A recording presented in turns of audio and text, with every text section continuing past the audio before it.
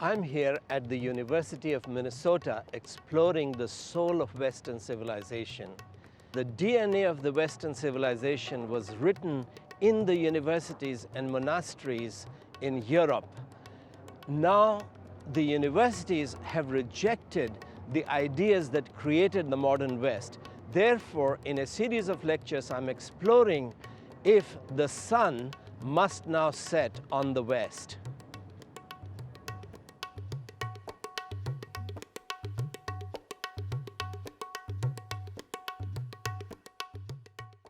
Tonight, we want to look at the notion of human dignity, which I think was the greatest discovery of Western civilization. It was best captured by Michelangelo in his painting in Sistine Chapel that you see above me, the painting of God creating Adam in his image. That concept, I will suggest, has been lost following the teachings of Charles Darwin and Sigmund Freud, and that, I will be suggesting, is an indication of the sun setting on the west. But I want to begin with you exploring the concept of human dignity. And I'd like to tell a story. My wife is from North India, as I am, but she came to America in 1971 as a student and studied here for 4 years.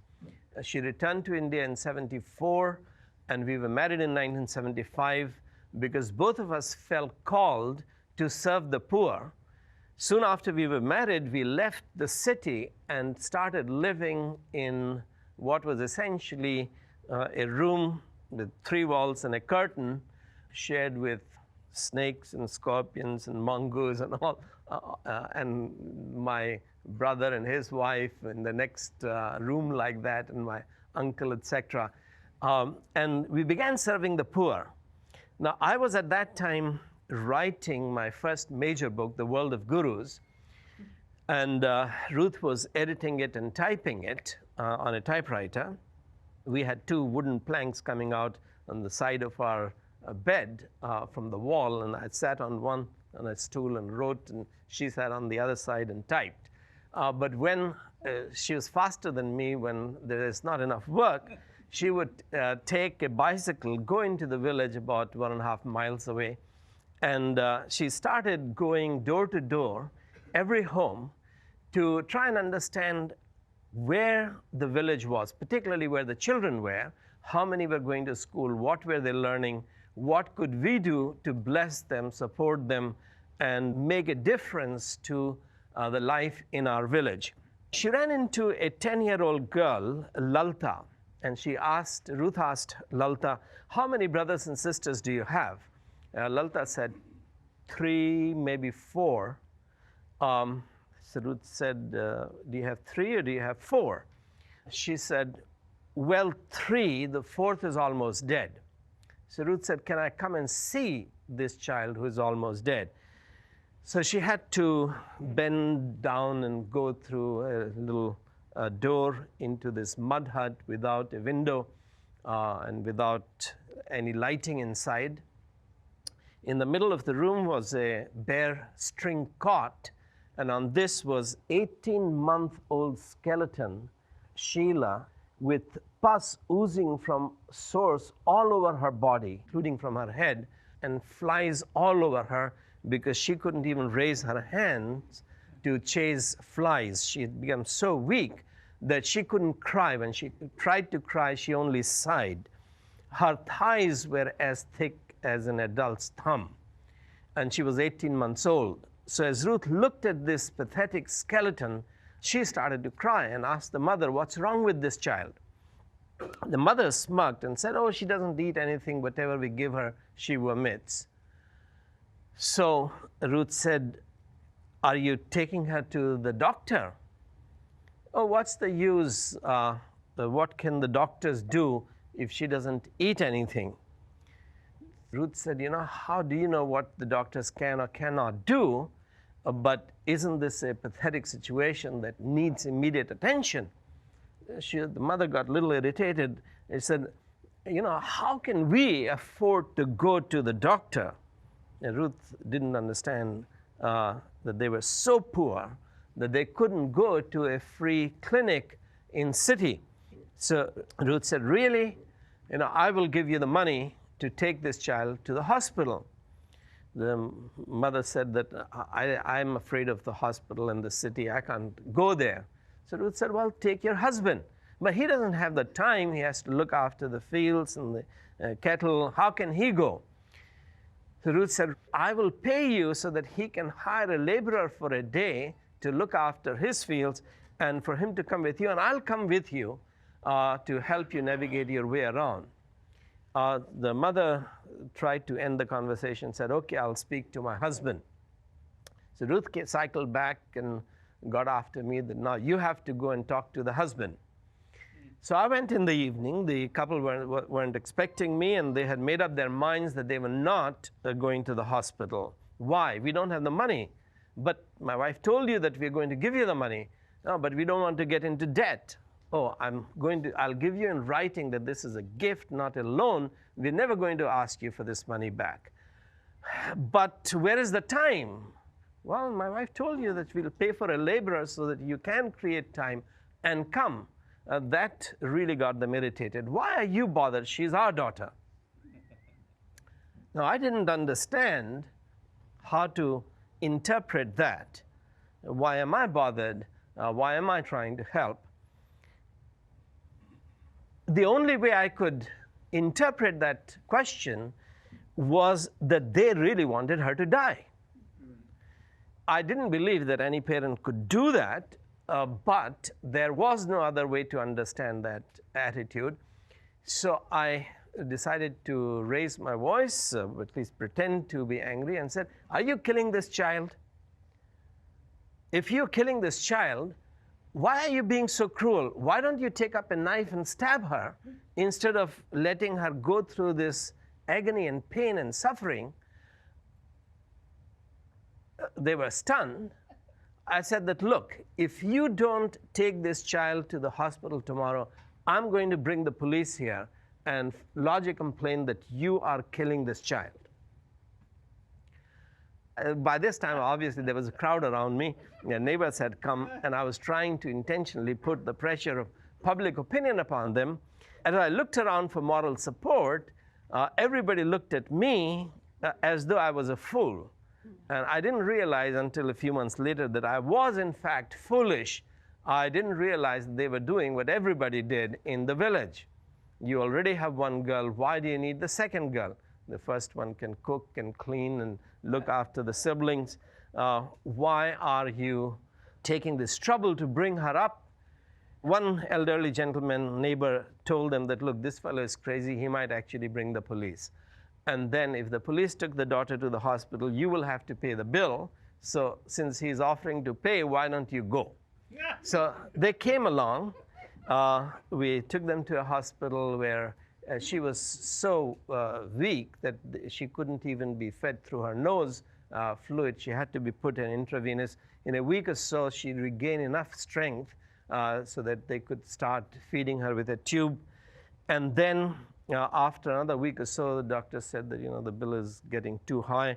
So why don't you take her to your home and feed her? And the doctor said, I will come to your home and once a week or so and look at her, and let's see where she goes. So she came and stayed in our home for a month. There was obviously no disposable nappies and no washing machine.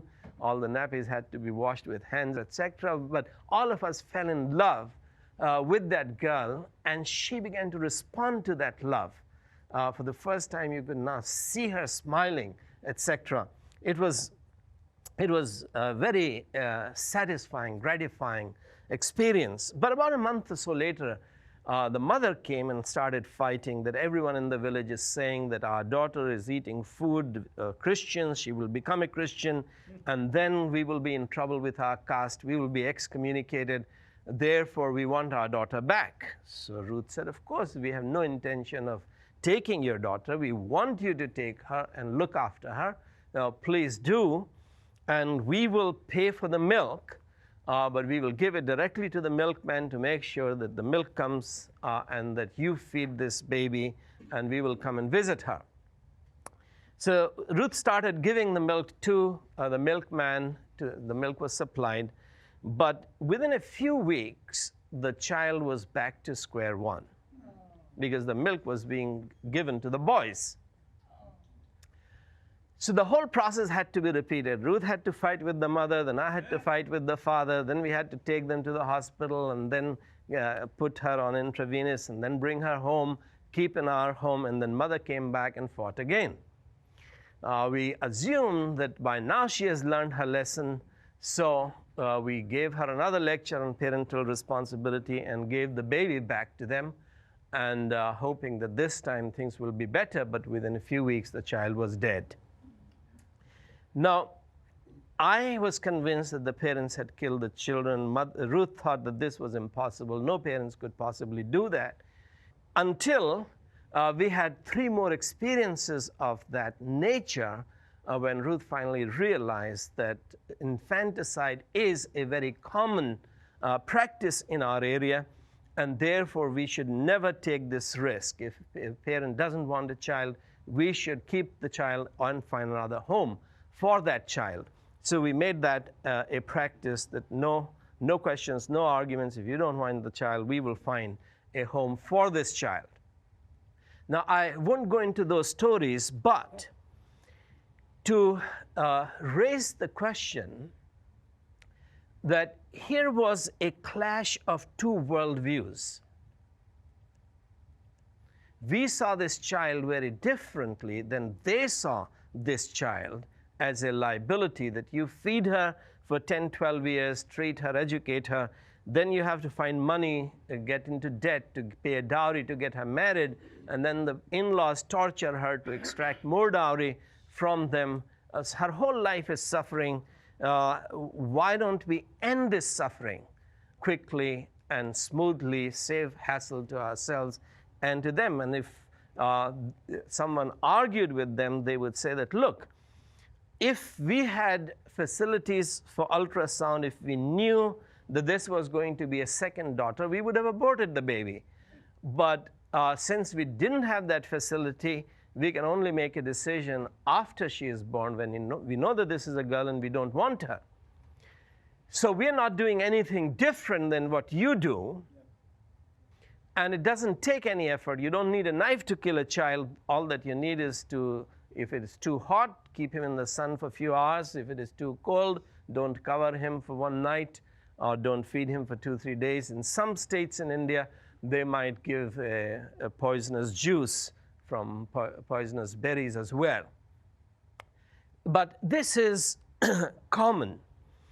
What I really want to suggest is that the problem was much deeper than the fact that the parents didn't see the value and the dignity and the rights of this baby. That this baby was precious and valuable and had a fundamental right to life. This wasn't part of their perspective or their culture's perspective. The problem was bigger, deeper, in the sense that the parents did not know their own human dignity. They didn't know that poverty, misery was not inevitable and inescapable. Life is suffering, as the Buddha has said, that is true, but life need not be suffering. Okay, her mother, her grandmother, her great-grandmother may have all experienced life as miserable and suffering, but future can be different, future can be better. This daughter could in fact become a blessing to the whole family, lift the whole family out of poverty, transform the village. Think of Helen Keller. When she was 19 months old, she became deaf and blind. As a result, because she was so small, she also became dumb. She couldn't speak. Then she was shut up in her own self, unable to communicate with anyone in the world, frustrated, angry, irrational. Now, her life had no value. Here is a girl, deaf, dumb, and blind. Today in Holland, as the sun is setting, she would be euthanized legally. Holland is the first Western country which has accepted infanticide as legally permissible under certain circumstances. And that will happen in America as well, if this logic and the trend continues. But this was 100 years ago, where a deaf, dumb, blind girl was not seen as a liability. She was still seen as the image bearer of God, valuable, with a fundamental right to life. So her nurse, teacher, maid, Anne Sullivan, continued loving her, serving her. One day, as you remember the story, Anne took her to a well, because there was a fragrance of some flower, honeysuckle or whatever, and someone was drawing water. So the nurse put her hand under water, and Helen was shocked by that experience. On the other hand, Anne started spelling water, first slowly and then suddenly. And Helen was mesmerized. All of a sudden, she understood that what was being drawn on her hand, W-A-T-E-R, was the name of this cool something that was falling on her hand. Her world changed. The magic of language began to make sense. She was excited. She came back home, and then that day she says she started learning language. She still was dumb, but with this writing now, father, mother, teacher, brother, sister, a number of words she learned in one day. In few weeks or so, she began to speak, communicate, and then learn to type on a special Braille typewriter, and then became a mighty spokeswoman for handicapped children all over the world. Now, here was a very different worldview, where a deaf, dumb, blind young girl is not useless, worthless child without value, significance, but is special, deserves special attention.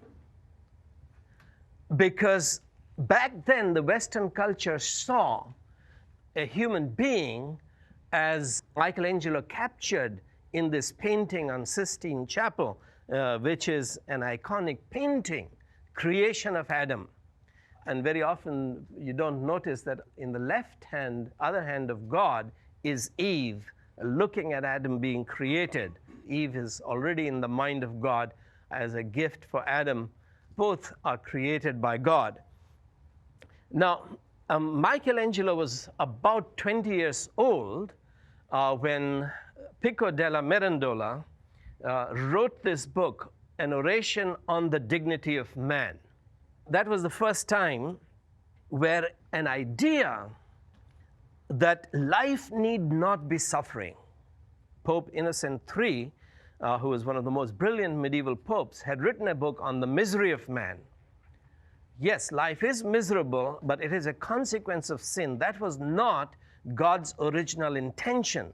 Life need not be miserable, because man, in fact, bears the image of God.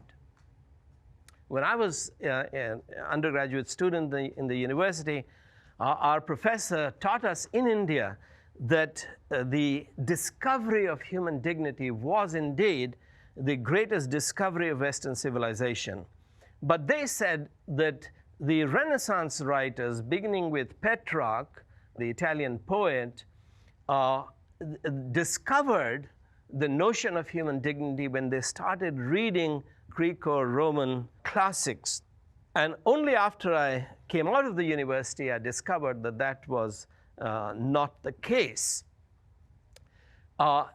Yes, the discovery of who a human being is did become the force that enabled the West to create a civilization where citizens don't exist for the state. Individuals don't exist for their caste or their tribe, but the state exists for the individual. The king, the president, the prime minister, the government cannot trample upon an individual and his rights. To create a civilization where the president of America has all the power to do right, but no power to do wrong, if he does, he will be impeached. This was a mighty achievement, that the state exists for the individual, to defend the individual, to support the individual, to serve the individual. Individuals don't exist for the state because individual is the image bearer of God. The whole notion of human rights, the whole notion of compassion, care, and education, the community needs to invest in every child. Those who need special attention, if they're blind or they're slow learners or whatever, they need special attention, special investment. They are valuable and precious. But those ideas did not come from Greco-Roman classics. In fact, they were a rebellion against the Greek cosmological worldview, which dominated even the Middle Ages. Michelangelo was simply capturing what, beginning with Petrarch, the humanist writers in the 13th, 14th, 15th century had been struggling and discovering, freeing the West from the impact of a Greco-Roman world. The Europe was essentially pagan. Paganism, animism, worship of angels and fear of spirits, and fatalism, which had come with Islam, and astrology that had come in Europe. All of those, the notion of fate, notion of destiny, had stifled people. In the Greco-Roman cosmological worldview, there was a supreme god, Zeus or Jupiter. He was great. Other gods were also great. Men were great. But they all had their fixed places in cosmos. Cosmos began with the Golden Age, degenerated into silver, bronze, iron, was destroyed and reborn. It went on in a cycle. Even the supreme God couldn't change the flow of history. Man had his place fixed in cosmos. Man couldn't change history. When man tried to behave like gods, he committed the sin of hubris. That was the Greek idea. So you had to appease gods, and you have to know your place and remain in your place. But this idea that no, man can in fact change his history, change culture, change his destiny. This idea came from first the nominalists, even before the Renaissance, the people like William of Ockham in Oxford and Jean Buridan in Paris University and others. When they began to understand the biblical idea of the freedom of God, they were called nominalists. This is Christian nominalism, not the secular nominalism of the existentialists, etc. These people understood that God was free. He created the universe. He existed before the universe existed. So there was no the world of ideas of Plato, no world of logic which bound God. But God created everything because he existed before anything else existed. He is free. And therefore, he can change the universe. He chose the kind of universe he wanted to create, and he can change. Miracles were possible. God was the first cause and could be the first cause in today's history, in culture, in nature. And the nominalists didn't apply that notion of the freedom of God to man, but the Renaissance writers, beginning with Petrarch, but especially Salutati, he began to come to terms with the whole idea of the free will of man. That if man is made in God's image, then man is also, to a certain degree, free. He is not bound by fate or destiny or nature or culture or history. We can change things. That was the notion of human dignity, that man can transcend nature, man can transcend history. Now, you see that worldview in a movie like Lawrence of Arabia, classic film. Lawrence is doing something which nobody believed could be done, mobilizing Middle Eastern tribes to take over a city, and he is bringing them through a desert which no one thought you could cross, and then launch a successful attack on a city. Two young fellows try to take his life, but he has mercy on them, and he co-opts them into his force. As they're nearing the city, the whole group is exhausted. They found that one of those two men who had tried to take his life, one of them is missing. He's fallen off his horse or camel, whatever it was, out of exhaustion and weariness. So Lawrence wants to go back and find him, rescue him, and all the tribal chiefs think this is crazy. This fellow tried to kill you. You want to now go kill yourself trying to find him. So they state their worldview, that, it was written that he should die. Lawrence says, nothing is written. He goes back, finds him, brings him back. Nothing is written. Now, that's the idea of human dignity. God is free. You're made in his image. You are free. You can be the first cause. You can create your destiny. This was the biblical view of man. Petrarch and Salutati and Lorenzo Valla, these people began writing about it, and finally Pico della Mirandola, in this book, An Oration on the Dignity of Man, he summarized it. And his view of who man is came directly from Genesis 1:26-27, that God said, let's make man in our image. So in his image he made them, and said, you go and establish your dominion over this earth, rule over it, subdue that, rule over it, you manage this.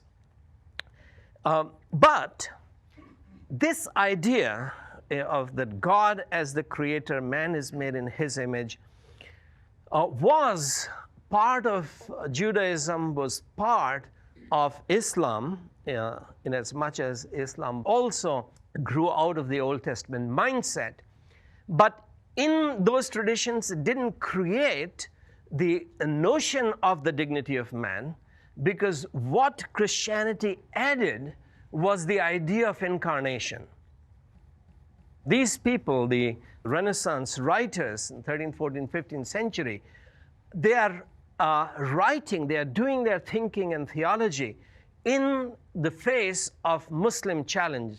Islam is a military challenge. It has taken over part of Spain, part of France, etc. It is a threat to whole of Europe. And it's not just a military threat, it is also an intellectual threat.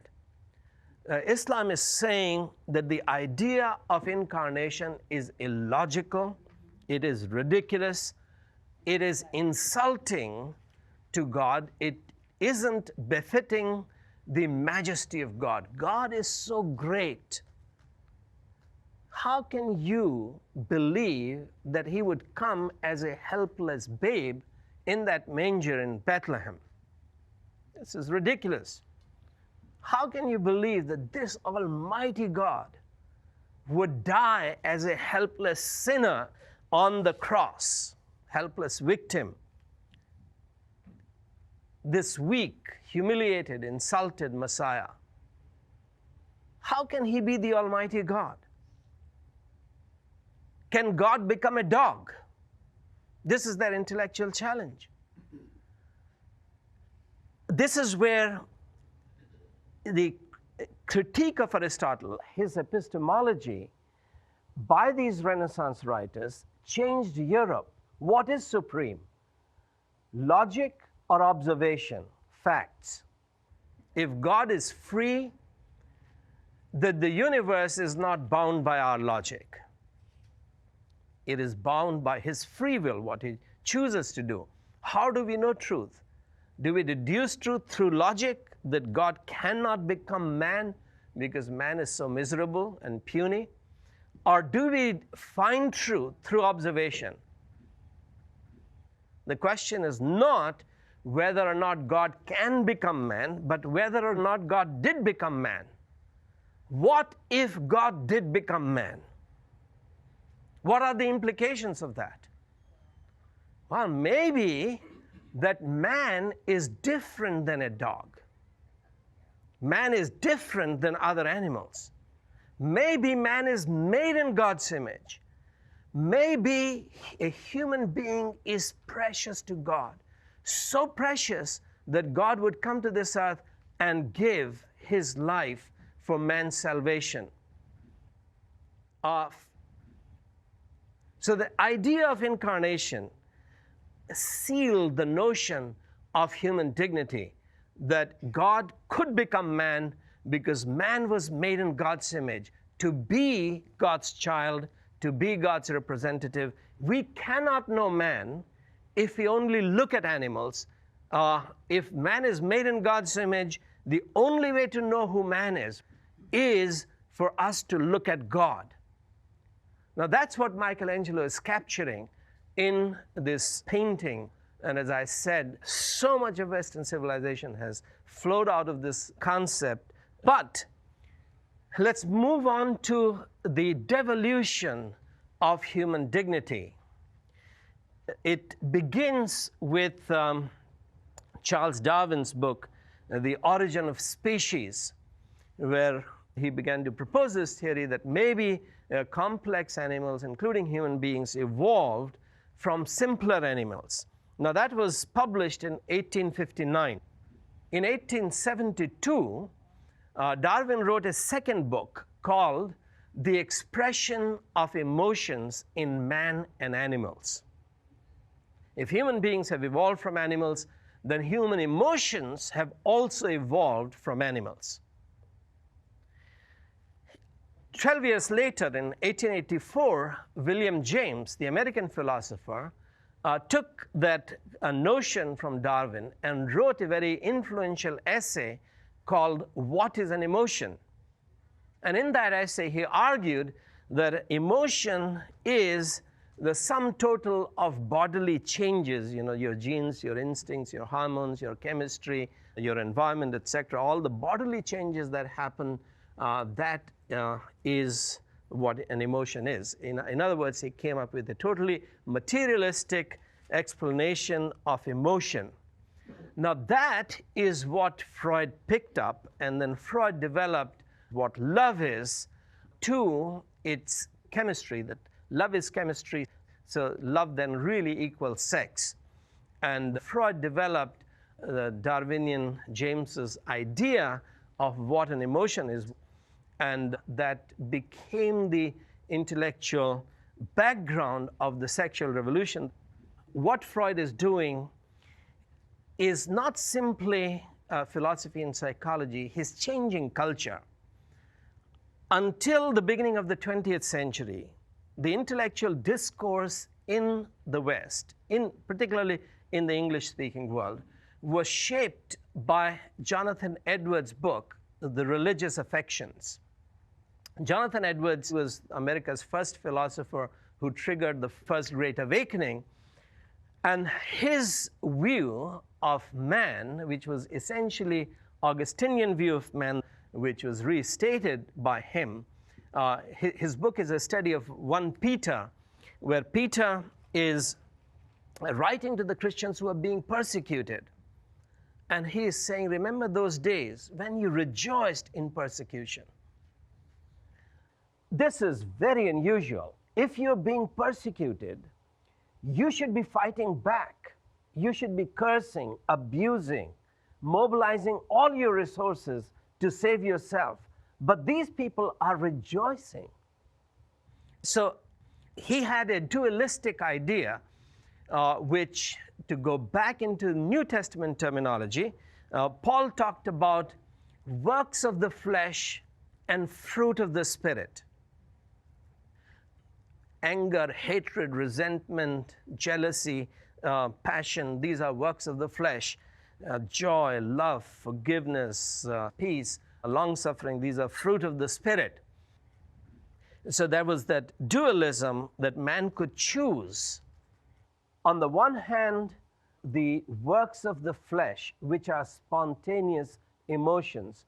On the other hand, is fruit of the Spirit. One can choose to ask for grace and walk in the Spirit. Edwards is exploring what is revival. And this quest triggers off the Great Awakening. That book becomes a philosophical, a worldview statement which undergirds America's Great Awakening.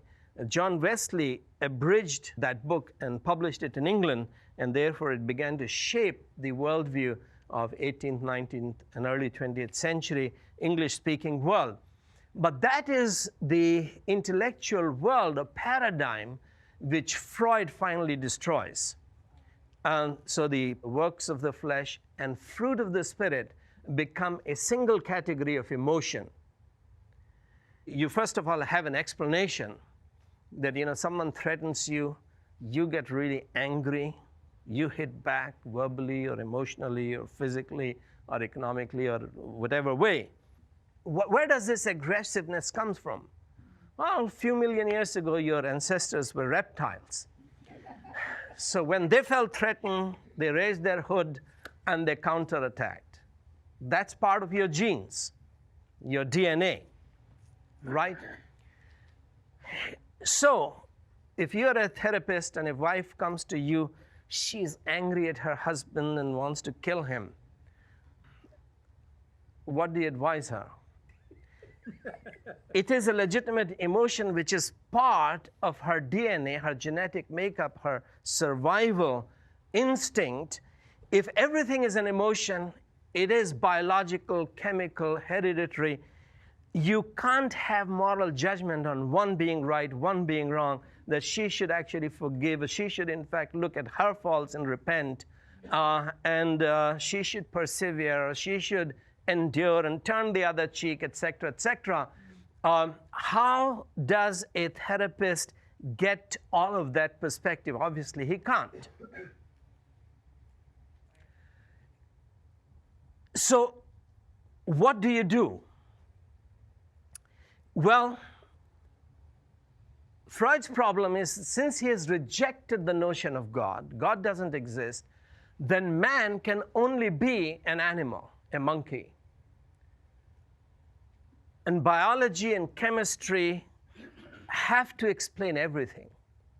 Now, in their quest to investigate if human being was only an animal reacting to physical stimuli, Freud and his followers did observe some things that are true about us. There is an aspect to us which is like animals. And emotion is a category that could legitimately be used for animals and for human beings. And that is what, in Jonathan Edwards' language and the language of the New Testament, one would call the works of the flesh. A lot of our reactions are spontaneous and physical and chemical. We don't necessarily have control over them without the help of medication or social restraints, etc. The question is, does man have something which animals don't have, and that is free will? Is there an element in man which transcends biology and chemistry? So I'm hungry, but can I fast unto death? Choose that I'm not going to eat. Food is there. Nobody is telling me not to eat. I have no external restraint. But I can make a choice that I'm in a situation like Joseph in the Bible is in a situation where his boss's wife is seducing him. And he's a young man. He is not married. He likes the woman, but can he say that, no, I'm not going to sin against God? So, does man have a free will which makes him morally responsible creature in a way that animal is not?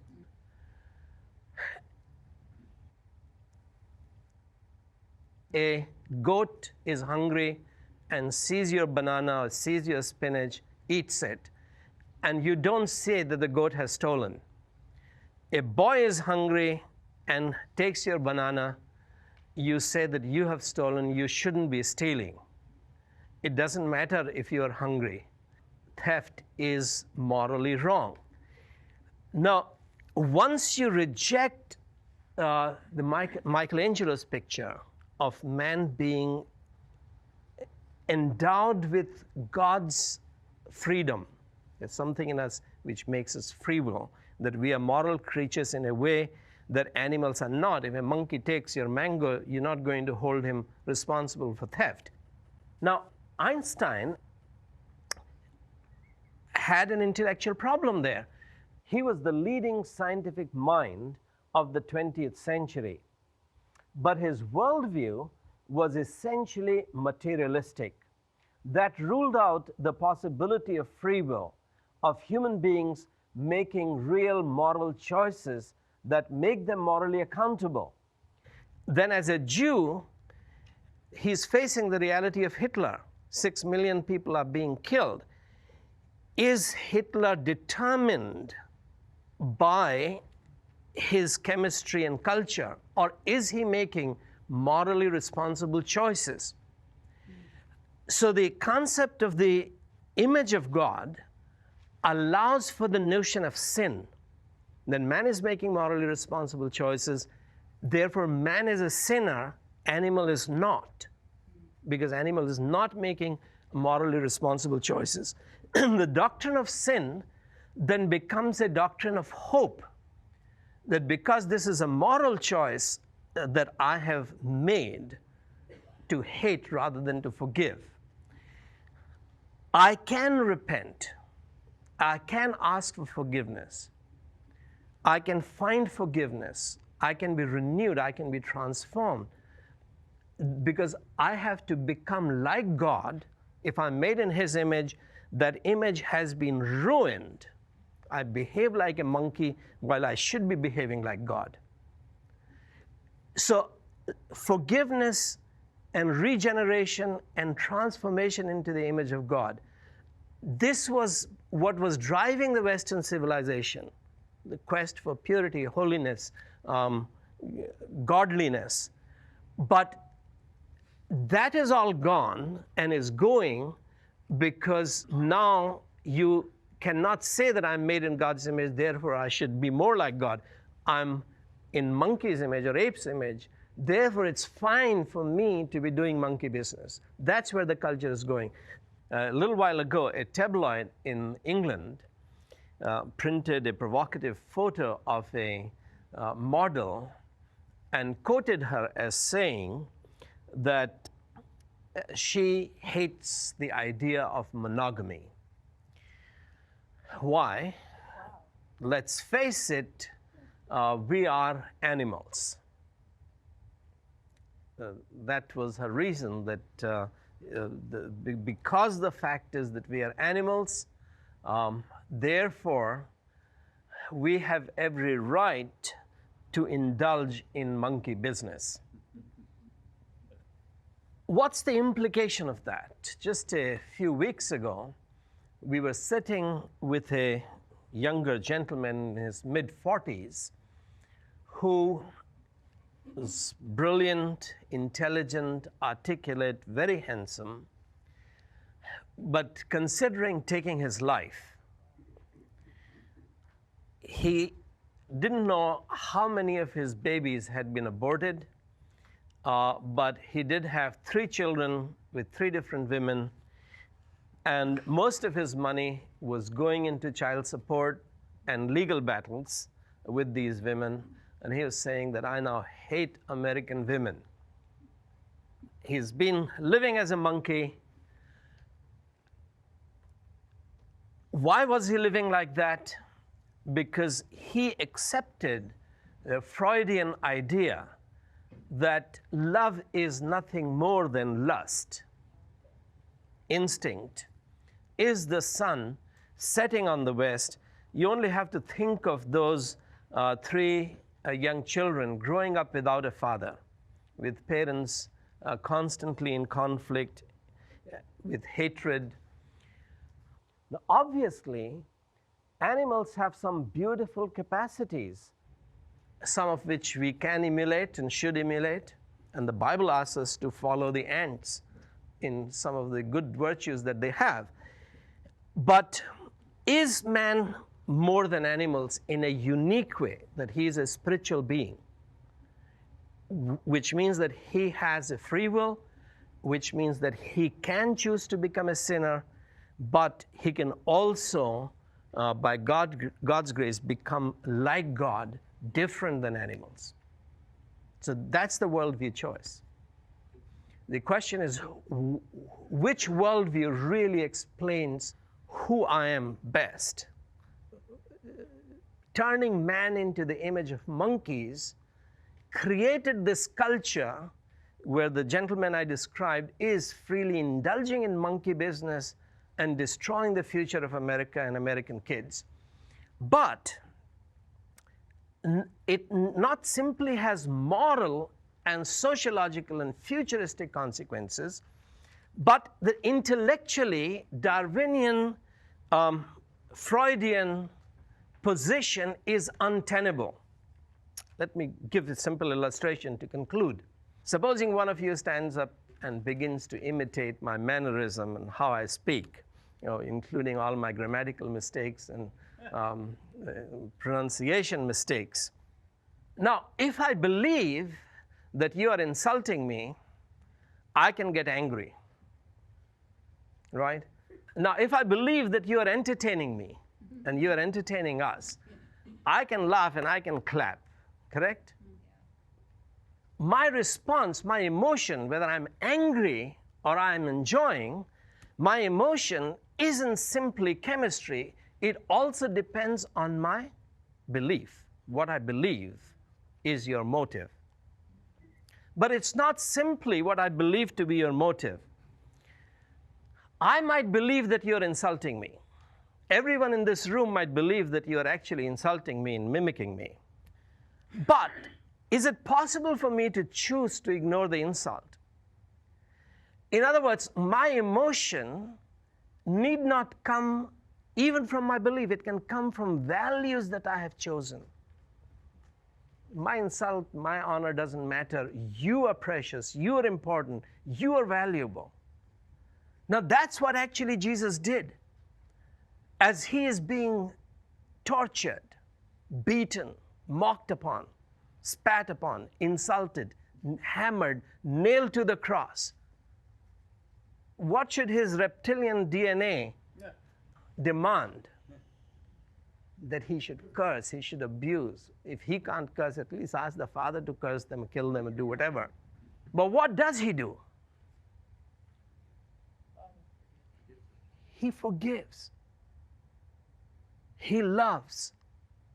He's taking the sin, he's taking the death upon himself so that we might have forgiveness, we might have life. That's what Paul says is fruit of the Spirit. William James and Darwin and Freud don't explain emotions. Yes, we do have an instinctive reaction, but we are also spiritual beings. Love can ultimately become and has to become the fruit of the Spirit, a moral choice. A woman can say, I can't love this man, I hate this man, I want to divorce him, if not kill him. But by God's grace, I'm going to forgive, I'm going to love, I'm going to serve. And man can say that for his wife. That was the spirituality that sustained marriages and families. But just from what we know of ourselves, we know that Darwin's and James's and Freud's interpretation of what an emotion is not true, because emotions aren't based simply on our chemistry or our DNA or our genetic makeup. They are based also on what we believe, our worldview, and upon our values. And it was these values captured in this painting by Michelangelo that created the Western civilization. That was the soul of Western civilization. What's happening now is that that soul, the biblical worldview, is being amputated, and that is why the sun is setting. What that couple in India was doing is, in fact, what every young woman does in America now who goes for abortion. She says, I have a 2-bedroom house. I need 3 bedrooms to have this baby. I can't afford it. I can't give him a good life or her a good life. This is not a convenient time. Take her life. That's the loss of dignity. I'm poor. We can't afford this baby at this time. Let's get rid of this baby. That's denial of their own dignity. That in fact, okay, I need more money, I need bigger house, I need more resources. I can create. I can change my future. So what was happening there in India is in fact now happening here. The only difference is that you have the tools and the technology, so you have the societal right to kill your baby in the womb. In Holland, you also now have the right to kill the baby after the baby has come out of the womb. But there, they had the societal right to kill the baby after the baby was born. So, in fact, this shifted worldview is violating the dignity of the babies in the womb in America now, but of the woman and the boyfriend or husband or whoever is the father, they are denying their own human dignity, that we cannot give good life to this child at this time. Just like that Indian couple was facing poverty and felt that they couldn't get out of. So this resignation has sapped the confidence, vitality. Contrast it with Helen Keller's story, that, okay, here is a girl who is deaf, dumb, and blind. Can we give her a good life? Was a very different mindset. Is she still valuable? Will we suffer for her so that she can have a good life? That's what this whole discussion is about. These lively interactions with students, faculty, and community at the University of Minnesota have reinforced my faith that there is no reason for the West to amputate its own soul. A recovery of faith is possible and desirable. The sun need not set on the West.